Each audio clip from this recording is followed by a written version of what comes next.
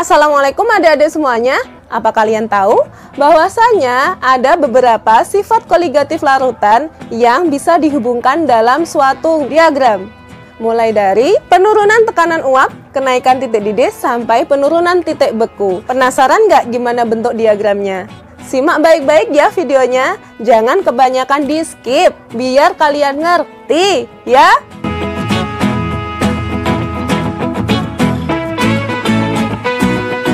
Jadi adik-adik, diagram yang aku maksud tadi dinamakan dengan diagram fasa atau diagram PT. Nah, ayo kita bahas bareng-bareng yuk, apa sih yang dimaksud dengan diagram fasa itu?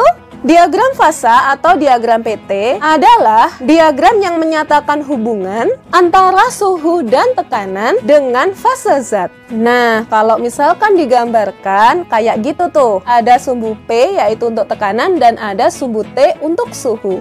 Kemudian grafik tersebut adalah grafik untuk pelarut. Sedangkan grafik yang ditandai dengan garis yang terpotong merupakan grafiknya larutan atau pelarut yang sudah ditambahi dengan zat terlarutnya. Nah, grafik ini memisahkan tiga fase zat antara padat, cair, dan gas. Nah, masing-masing aku tandai dengan huruf ya. Titik B merupakan titik triple pelarut. B aksen merupakan titik triple larutan. Di mana titik triple itu adalah titik di mana pada suhu dan tekanan tersebut terjadi suatu keseimbangan antara fasa gas, padat, dan cair secara bersama-sama. BD merupakan garis beku pelarut. B aksen, D aksen merupakan garis beku larutan. BC merupakan garis uap pelarut. Sedangkan B aksen, C aksen merupakan garis uap larutan. Garis AB merupakan garis sublimasi.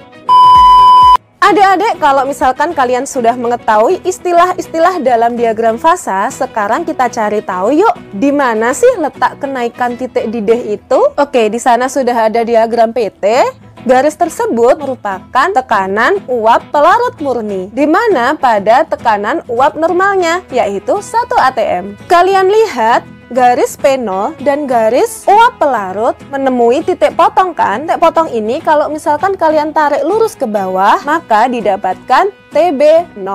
Jadi pada saat itulah pelarut mengalami fenomena mendidih. Kemudian kalian lihat antara garis P dan garis larutan juga menemui titik potong kan? Titik potong tersebut kalau misalkan ditarik garis lurus ke bawah, maka akan didapatkan titik TB. Atau dengan kata lain, pada saat suhu tersebut, larutan mengalami fenomena mendidih.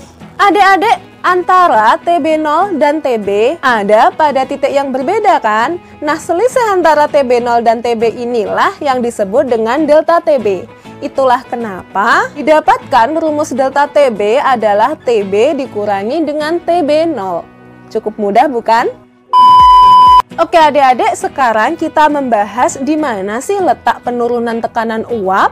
Oke, masih menggunakan diagram yang sama ya. Seperti yang sudah dijelaskan pada video sebelumnya, bahwasanya suatu larutan akan menguap jika dia sudah mencapai titik didihnya kan? Maka dari itu coba kita lihat di sana ada titik potong antara garis TB0 dengan garis uap larutan. Kalau misalkan ditarik garis lurus ke kanan, pada saat titik itulah suatu larutan akan menguap. Maka dilambangkan dengan P. Karena ada perbedaan antara P0 dan P, maka selisih inilah yang disebut sebagai delta P.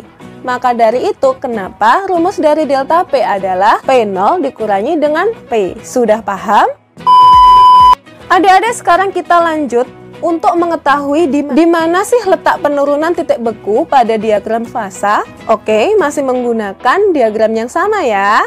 Seperti yang kita ketahui bahwasanya suatu larutan akan membeku jika pada tekanan normalnya, yaitu pada tekanan 1 atmosfer. Maka dari itu kita tarik garis lurus untuk 1 atm ya. Kita lihat di sana ada titik potong antara garis beku dan tekanan 1 atm kan? Kalau misalkan dari titik potong itu kita tarik garis lurus ke bawah, maka pada saat suhu itulah merupakan titik beku pelarut atau dilambangkan dengan TF0. Kemudian kalian lihat lagi ya adik-adik, di sana juga terdapat titik perpotongan antara garis beku larutan dengan garis tekanan uap. Dari titik potong tersebut, kalau misalkan kita tarik garis lurus ke bawah, maka pada saat suhu itulah suatu larutan akan membeku, dilambangkan dengan TF. Adik-adik semuanya, dari TF dan TF0 ada selisihnya kan? Selisih inilah yang kita sebut sebagai delta TF. Itulah kenapa rumus dari delta TF adalah TF0 dikurangi dengan TF. Sampai sini sudah paham bukan? Alhamdulillah adik-adik semuanya, akhirnya pembahasan tentang diagram fasa atau diagram PT sudah selesai dibahas, termasuk hubungannya dengan rumus. Semoga video ini bermanfaat untuk kalian. Akhir kata, wassalamualaikum warahmatullahi wabarakatuh. Tunggu next videonya. Dadah! Nah, ayo kita bahas baik-baik bareng-bareng. Nah, ayo kita warahmatullahi wabarakatuh. Tunggu next videonya. Dadah. Anakku wes tangi.